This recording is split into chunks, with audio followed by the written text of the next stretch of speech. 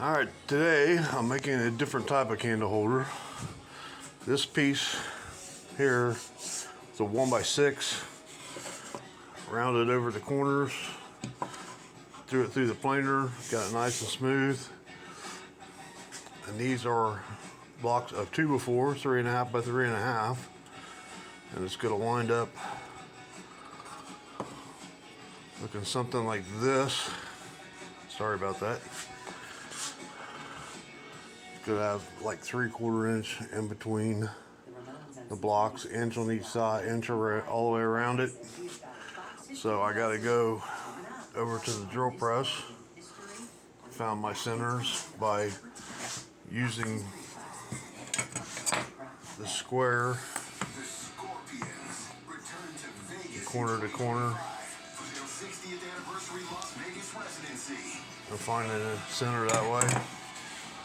So now it's off to the drill press and put some holes in it.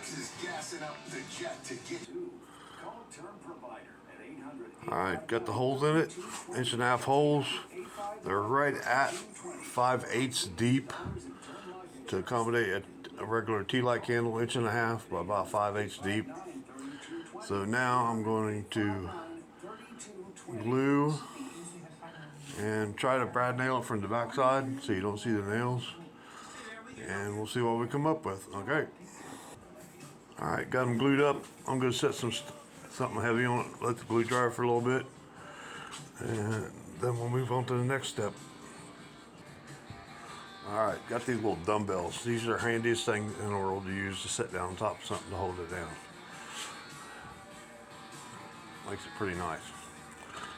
Anyway, so I took and planed that on my new Craftsman planer, I guess you would call it. It does a pretty good job. I do like Daniel the Bearded Viking says, I throw it through about a 15-degree angle and I get no snipe at all on it. And then I have my little wind drill press, which is a really good little piece of machinery. It's like $100, a little over $100, and that thing really works well to put the holes in it with the Forstner bit. And the rest of my stuff is just regular stuff. It's just the job site miter saw, and I have the job site table saw, which does a real good job, and that Dust Buster Pro works like a charm on the planer.